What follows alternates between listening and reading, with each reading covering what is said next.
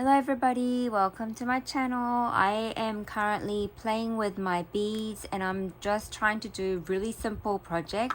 I am currently in a mess of packing up my craft room, but I am also having some break in between packing, and so I decided to use my clasp. This is a key ring.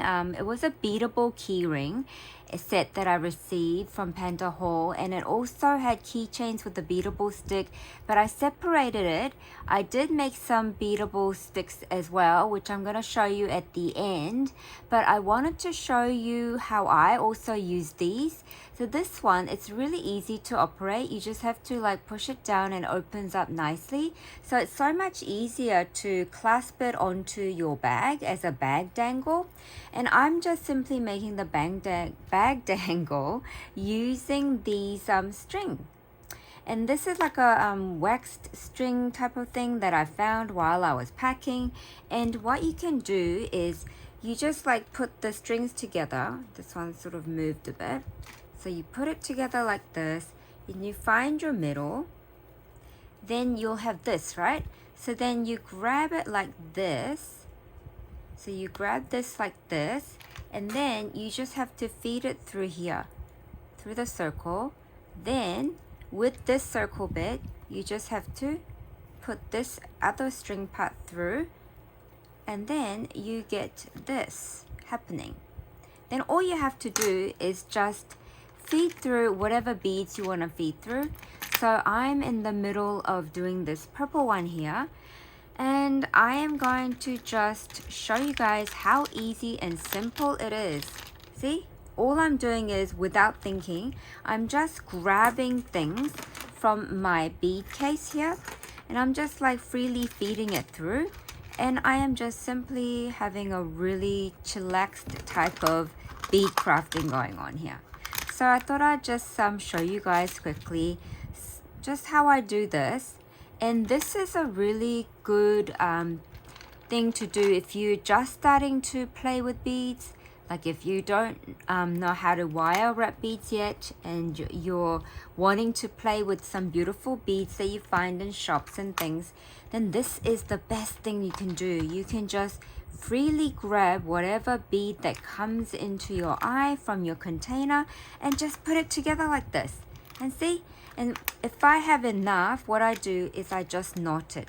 So I just go around it like this and like that, and then I put that string through the circle, and then I just put it around again one more time, and then I just feed it through that circle again. It's just the way I do the knot, and then you'll get a double knot like this, right? Then whatever excess string you have, you just chop it off like this. And see, look, so far I had 4 strings to work on this one, right? So far I've done these. Look at that. It's just really fun. So let's try this one here, this last bit here. Let's I'm just gonna just grab things, and I'm just feeding it through. So I have a bow here. Oh, this one goes sideways. I'm gonna do a heart. And let's see if the hole is big enough. If not, then I just move on and grab another one, right? And please go through. And if it doesn't, you guys, what I also do is I just chop it off.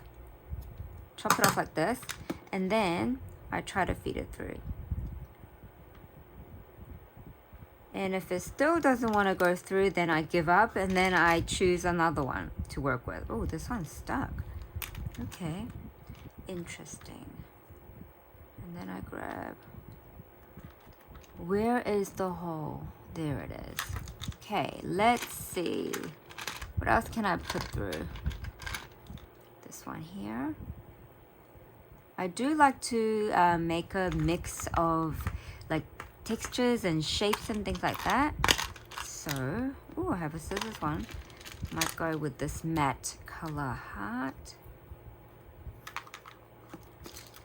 And then maybe I will do this one here, like this. See? Now I have this going on here. And then I'm gonna grab, no, I don't think I'll do that one. So do this. And maybe a tulip one as well. Ooh, this has a big enough hole, I think. Put that through. I have a butterfly one too. There's a hole in the middle. And then you see, is it long enough? Is it similar length to the other ones that I made?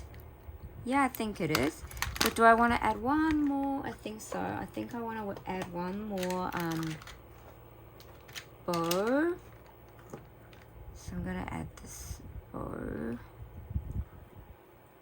And then we're going to see if it goes in.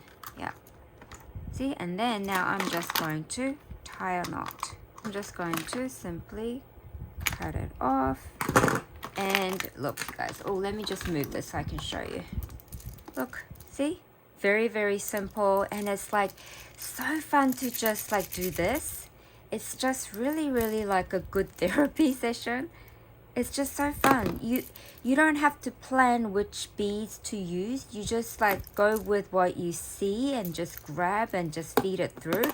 And there's no wire wrapping. So it's just so fun. And I love these clasps because you can just open it up and close it up easily. See, I just really wanted to show you that, you guys. And so now I am going to show you guys what I have made using the items I grabbed off Pandahall this time. And you guys know I grabbed those really, really beautiful rhinestone beadable pens. So I have been using those as well. Look at all of this, you guys. So let me show you the greeny one I made. I had a St. Patrick's theme in my head. So I did this one because my friend Mary gifted me this one. This hat with the shamrock. And it's just so fun. I just grabbed lots of different color tones of the greens. And I made this one here. So I have this.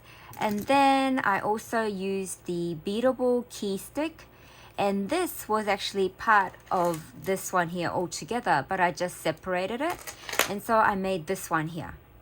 I fed through like lots of different shapes and colors. Then I also made this one here where I have used the beadable key chain stick. And it says be kind. Then I also dangled off this bit, which this bit was also part of the keychain ring. And I dangled off some tulip. And this is also from Pandahall as well. And it just looks so pretty. Then I have made this one.